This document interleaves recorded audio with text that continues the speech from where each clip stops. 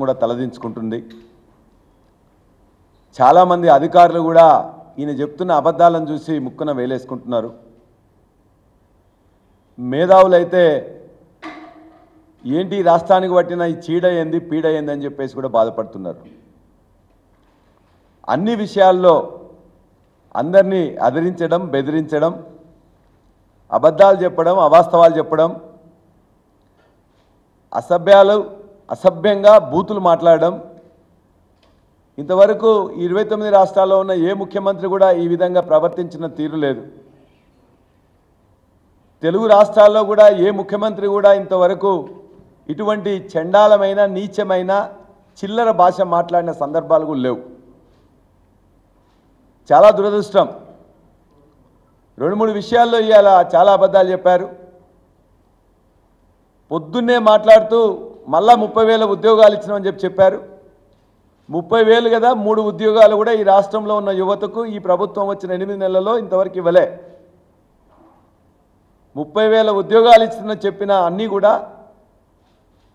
గత ప్రభుత్వం కండక్ట్ చేసిన నోటిఫికేషన్ కానీ, ఇచ్చిన నోటిఫికేషన్ కానీ, కండక్ట్ చేసిన పరీక్ష కానీ, ఆ తర్వాత ఇచ్చిన ఫలితాలు ఎలక్షన్లు అడ్డు రావడం వల్ల తర్వాత ఇచ్చిన తప్ప పదే పదే అవాస్తవాలు, అబద్ధాలు ఇంకా ప్రచారం చేస్తున్నారు. రెండో అంశం, ఇవాళ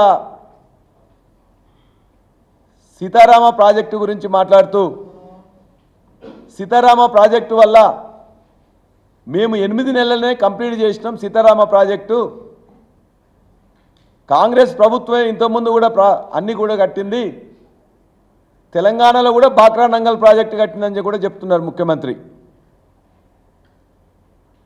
ఇక మిగతా మంత్రులు అయితే ఒకరు 36% అయిందంటారు, ఒకరు 39% అయిందంటారు, ఒకరు అయిపోయిందని చెప్పేసి అంటారు. వాళ్ళ వింత ప్రవర్తన, వింత భాష, వింత మాటలు చూస్తుంటే ముందు మీరు దయచేసి మంత్రులారా అవగాహన తెచ్చుకోండి. సీతారామ ప్రాజెక్టుకి 7,400 కోట్లు ఖర్చు పెట్టి కేసీఆర్ గారు దానికి కావాల్సిన మొత్తం కూడా పర్మిషన్స్ తీసుకొచ్చి ఇవాళ మీరు రిబ్బన్ కట్ చేసినరో, కొబ్బరికాయ కొట్టినరో, అవన్నిటి కూడా చేయడానికి మొత్తం కూడా అన్నీ ఇచ్చింది కూడా కేసీఆర్ గారి ప్రభుత్వమే, కేసీఆర్ గారి నాయకత్వంలోనే. ఇదే తుమ్మల నాగేశ్వరరావు సాక్షిగా, అదే బట్టి విక్రమార్క అక్కడ ఉన్న ఎమ్మెల్యే సాక్షిగా గతంలో దాన్ని కొబ్బరికాయ కొట్టి మొదలుపెట్టిన, నిధులు ఇచ్చిన 7,400 కోట్లు నిధులు ఇచ్చింది వాస్తవం. అది పూర్తిగా కంప్లీట్ చేసింది కేసీఆర్ గారి ప్రభుత్వమే. చిన్న చిన్న పనులుంటే దానికి 75 కోట్లు అని చెప్పేసి ఇచ్చి దానికి 1,25,000 ఎకరాలు ఇస్తానని చెప్పేసి బట్టి ప్రగల్భాలు వలికితే అసెంబ్లీ వేదికైనా ఆనాడే చెప్పినాం, నువ్వు 75 కోట్లకే 1,25,000 ఎకరాలు పారించినట్లయితే నీకు నోబెల్ బహుమతి ఇవ్వాలని కూడా ఆ రోజు చెప్పినాం.